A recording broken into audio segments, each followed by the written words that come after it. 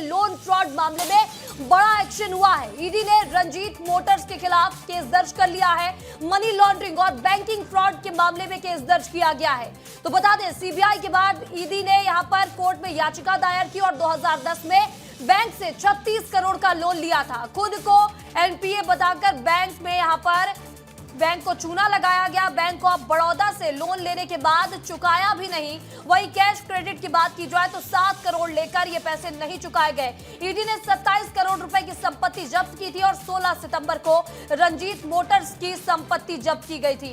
इस वक्त की बड़ी खबर आपको बता रहे हैं, जहां भोपाल में बड़ी कार्रवाई हुई है। 42 करोड़ के लोन फ्रॉड मामले में बड़ा एक्शन लिया गया है। इस खबर पर ज्यादा जानकारी के साथ हमारे सहयोगी विवेक पांडे हमारे साथ जुड़ चुके हैं। विवेक, 42 करोड़ का लोन फ्रॉड किया गया है, क्या है पूरा मामला, विस्तार से समझाइएगा और अब इस पर आगे क्या कार्रवाई हो रही है?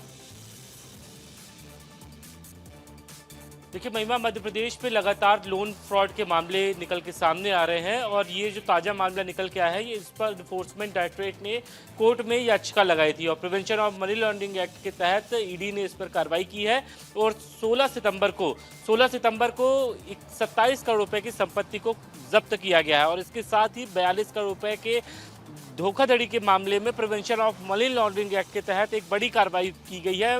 रंजीत ऑटोमोबाइल्स प्राइवेट लिमिटेड के खिलाफ ये पूरा एक्शन है। हालांकि इस पर सीबीआई ने भी मामला दर्ज किया था, लेकिन पैसों के हेराफेरी के मामले में पीएमएलए एक्ट 2002 के तहत इन्फोर्समेंट डायरेक्टरेट यानी कि ईडी ने रंजीत ऑटोमोबाइल्स के मालिकों के खिलाफ बैंक के साथ धोखाधड़ी और बैंक के पैसों की हेरफेर और जानबूझकर एनपीए यानी कि नॉन परफॉर्मिंग एसेट घोषित करने के मामले में ये एक बड़ी कार्रवाई की है और पिछले दिनों ईडी की विशेष अदालत में याचिका दर्ज करते हुए इस पर एक्शन लेने की बात कही गई थी और ईडी ने जब ये कोर्ट में याचिका दर्ज की थी उसके बाद कोर्ट ने सुनवाई करते हुए पीएमएलए के तहत एक्शन लेने के लिए कहा है। हालांकि इसकी संपत्ति 16 सितंबर को कुर्क की गई, लेकिन एक और इसमें केस दर्ज रजिस्टर किया गया है जिसमें यह कहा गया है कि रंजीत ऑटोमोबाइल्स ने 7 करोड़ रुपए अतिरिक्त कैश क्रेडिट के नाम पे लिए। कुल मिला के 42 करोड़ रुपए के जो ये भ्रष्टाचार की जो जानकारी निकल के आई है उसके आधार पर ईडी ने ये कार्रवाई और अब इस पर बड़ी कार्रवाई हो रही है, बड़ा एक्शन लिया गया। इस तमाम जानकारी के लिए आपका बहुत बहुत शुक्रिया।